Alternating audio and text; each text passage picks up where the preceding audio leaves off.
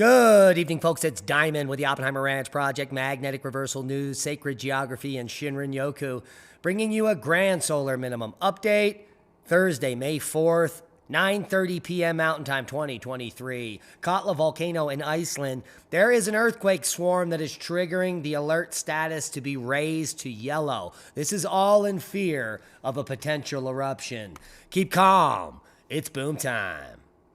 We'll get to the full story on the uptick at Katla as well as the Reykjanes Ridge in just a moment. Now on with the North American weather. West Virginia ski resort hit with freak May snowstorm. We reported on 8 inches the other day at Snowshoe in West Virginia. They got hit a day later with more snow. The totals are now over a foot. West Virginia Mountain Mama, May freak storm. Take a look at this. These totals here in May. The average snowfall for Snowshoe in May is 0 inches.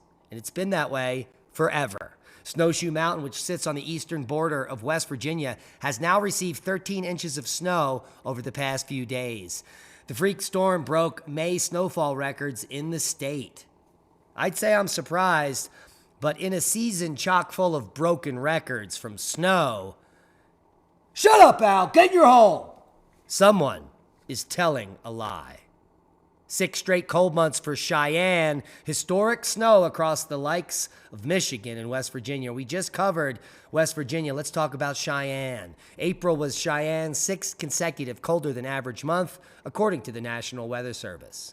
April 2023 was a volatile month across the area, so states like the Cheyenne office of the National Weather Service with both record high and record cold temperatures falling. Now, the state's capital posted its earliest 80-degree Fahrenheit day on record, but on the 11th, cold records outstripped heat and made for a month of 0.6 Fahrenheit below the multi-decadal average.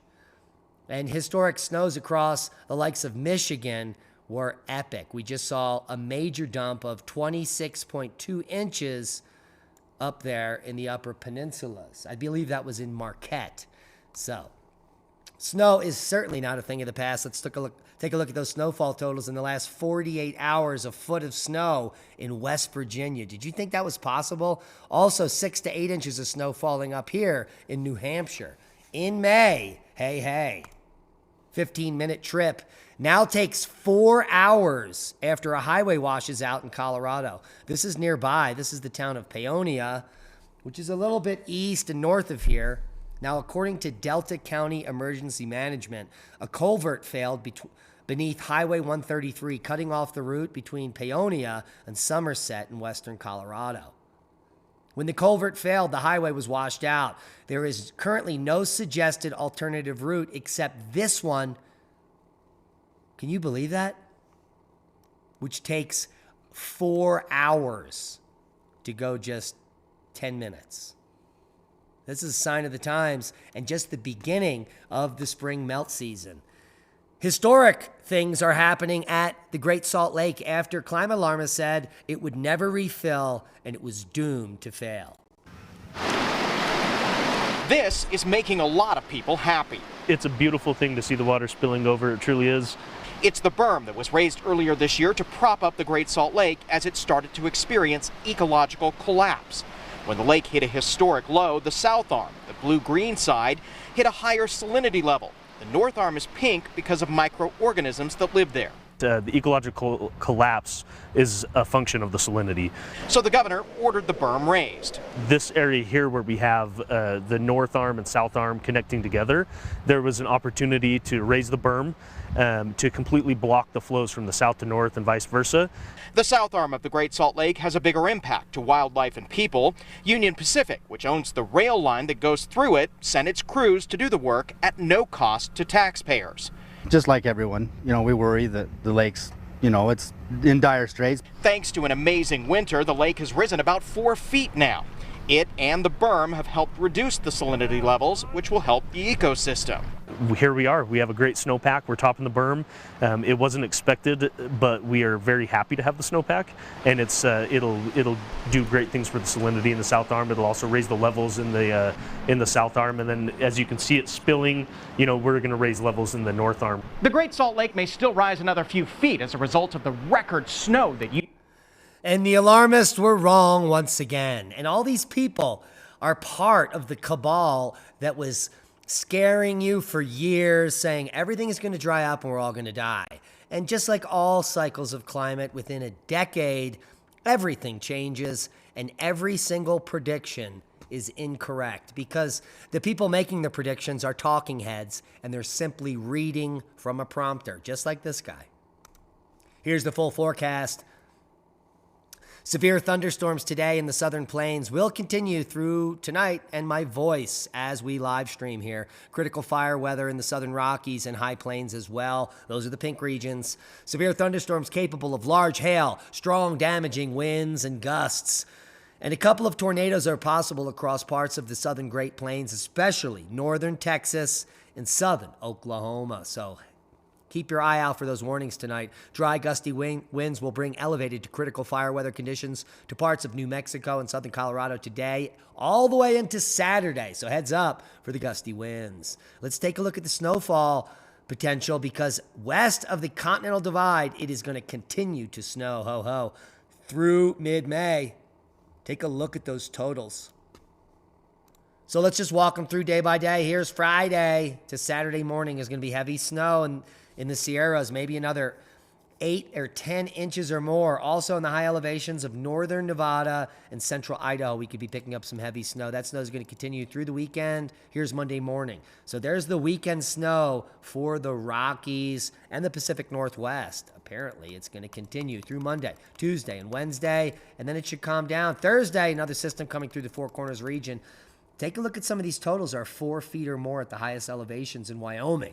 So major precipitation for the West is going to continue. And let's take a look at the total accumulated precipitation and see if we're going to have some flooding threats. The only flooding threat I see here is, look at that, southwestern Oregon, heads up, and Texas, the nexus of the Schmexis, should be picking up some heavy precipitation, as well as the breadbasket of the U.S. So good news, no more dust bowl and pileups out on those rural highways. Now, big May snowfall in the Alps. Now, they were chirping all winter. Global warming, no more snow. Most ski areas are already closed for the season, but several dozen remain open in the Alps. I thought there would be no more snow, and it's almost summer, and they're skiing in the Alps? Yeah, the latest snowfall continues a trend of regular snowfall through spring, ding, ding, often after a dry winter. But we're headed into El Nino, and that will shift, and the Alps, well, will now be the avalanche capital of the world. Seismic update. We've got major quakes of note. Interesting quakes kicking off here in Hope Point in Alaska. And we have a major uptick in Iceland we need to talk about.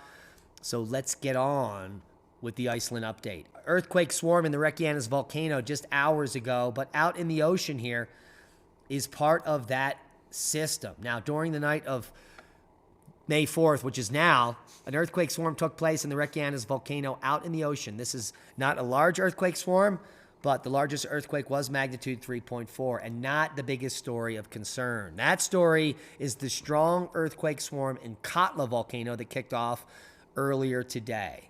This morning, there was a strong earthquake swarm at Katla Volcano. At the writing of this article, the largest earthquake had a magnitude of 4.8. The second largest quake had a magnitude of 4.7. These are significant volcanic quakes, folks.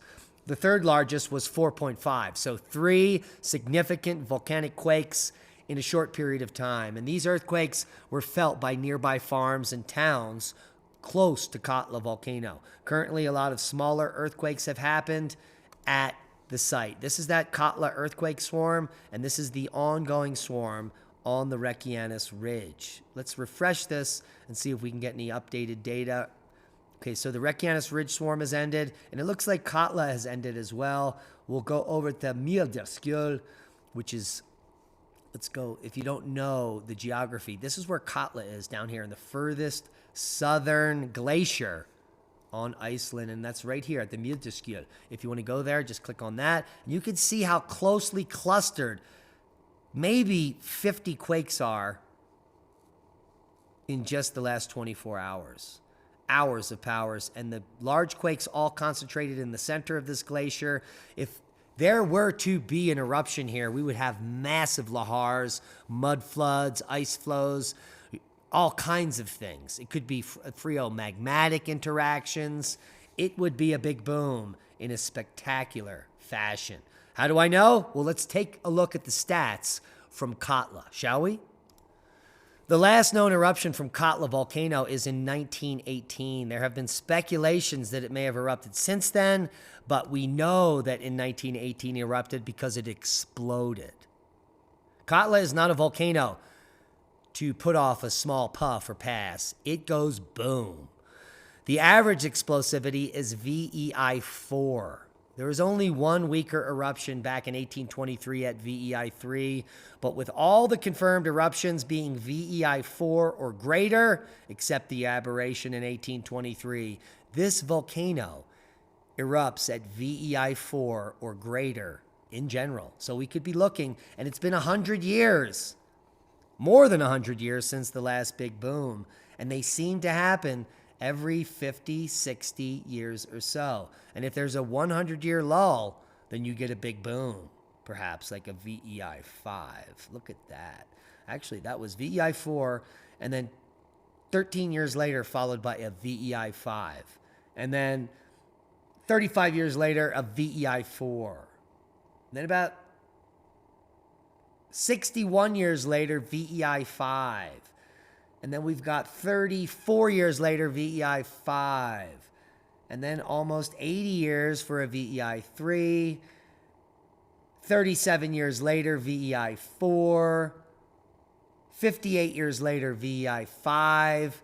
And now we've been in 105-year lull. So, do you think Katla's going to go boom? Of course it is. Will it go boom now? Well, good news is that the Aviation color code has turned yellow. The only volcano on Iceland with a warning is Katla, and for good measure.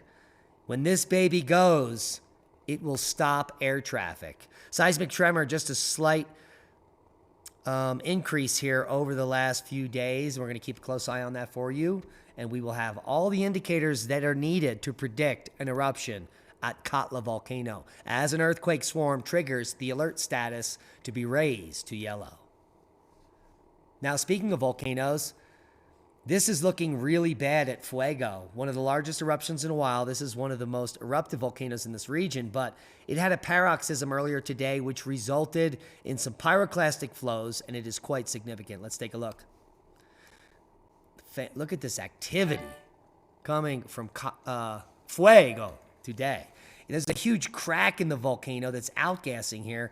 This volcano has the potential to explode in half. Watch this seam right here, right there. Wow. That is bad news. This huge crack down the center of the volcano. Watch it outgas when I refresh. Yeah, that's bad news. This volcano could literally split in half and blow the entire side off. That would be a VEI 3 or greater, similar to a Mount St. Helens, and it looks like it's gearing up to do that, albeit lots of pressure was released today there.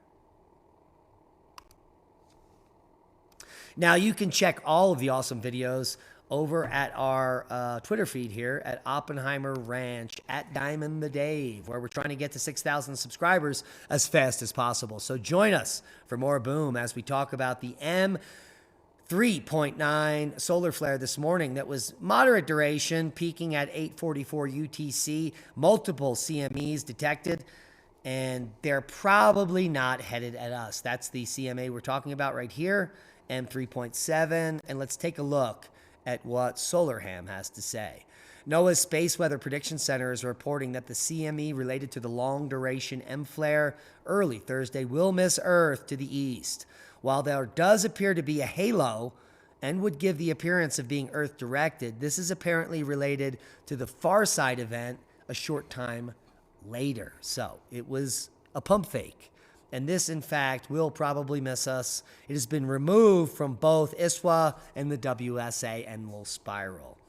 So if it does come in contact with us, it will take a few days to get here. So on the 6th, right before the coronal hole stream arrives from coronal hole 99, they could couple together and maybe mix it up and bring it up to KP4, but none of that is on the 3-day geomagnetic forecast. So we're at Solar Max and we're just like looking for anything to move the KP up, but it's not happening.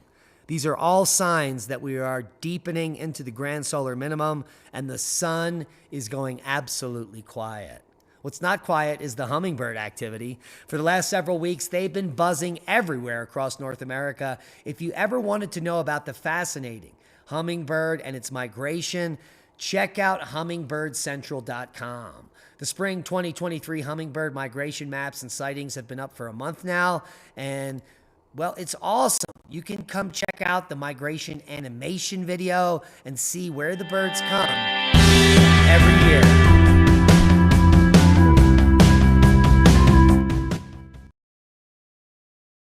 Probably get demonetized for that. But the migration tracking project began just last year.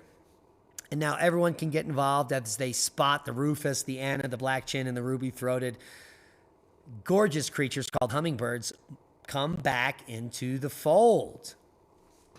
So about early March, they start returning to North America.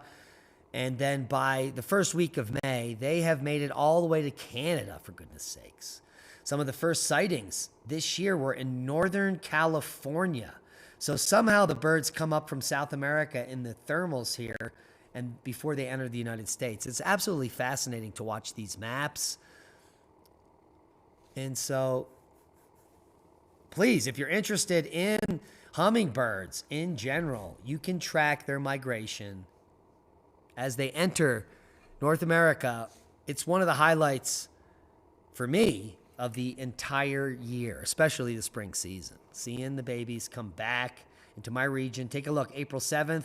They didn't get here until like April 24th this year. And by April 10th, they had already moved into Alaska and they were still not here. That's what's crazy to me. So go check out the map, go check out the animation, and you can go get it all underneath the video because we provide you with all the links to everything we talk about.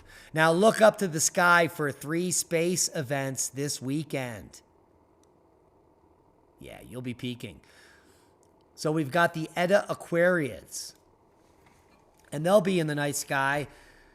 In 2024, Lunsford estimates that those within the southern tropics could see 75 to 100 meteors per hour. So go outside and look up. The Aquariids typically produce meteors that are faster than others, including the last event of the Lyrids in April, which means they tend to produce more persistent trains or trails. Smoke trails caused by the disintegration of the blazing fast meteors or bolides. A meteor's speed is determined by the angle in which it encounters Earth, and with the Aquariids mostly colliding with the atmosphere head-on, it is a light show. So get out and look up. And here we can see the remaining meteor showers and their peak dates. And this is way late into the year here. The Eta Aquariids will be hanging around until May 27th. So get out and look up, because every night I go out here, we're dark sky, I can see meteors every single night. Mark my words. Now, have you heard small banks are scrambling as share prices plunge? The Fed keeps telling us that, oh, this is the last bank to fail. All is fine. But take a look at these banks. Zions, Western Alliance, and PacWest. They have all lost over 90% of their value since the beginning of the year. Banks are beginning to collapse. The Fed is propping them up by printing money, and it's not that funny. We're all about to enter hyperinflation, and the end of fiat currency is coming soon. And the reason why these are dropping is because everyone's taking their money out of the local bank. And I believe that you should too, because it might be too late at some point in the future. Now, what it won't be too late is the heating of Earth. There is no climate emergency, and in fact, The World Climate Declaration proves this. There are thousands of scientists, top scientists willing to sign on to the Global Climate Intelligence Group to prove that there is no climate emergency. In fact, Guus Berkut, the president of Clintel and The Hague, February 2020, published this PDF, and we'll share it with you tonight. 20-page PDF. We've shared it several other times, but we always have new subscribers and people that are looking for good information. There is no climate emergency.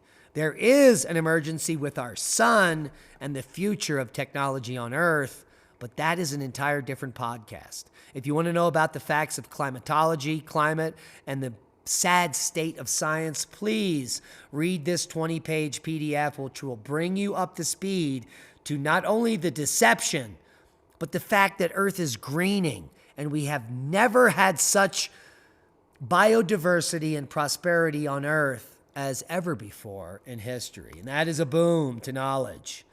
No, the Earth isn't dying, but if we continue along the quote-unquote green revolution, we will kill the Earth with toxic waste nightmares like photovoltaics, broken wind turbines, and on and on. We already have over 75% efficiency with oil and gas, and we've been reducing the pollution created by them, actual pollution, not CO2, for decades. It's one of the cleanest energies we have other than nuclear. The dirtiest energies currently are solar and wind. And no one is telling you about that but me. Subscribe to the channel if you haven't. Become a Patreon.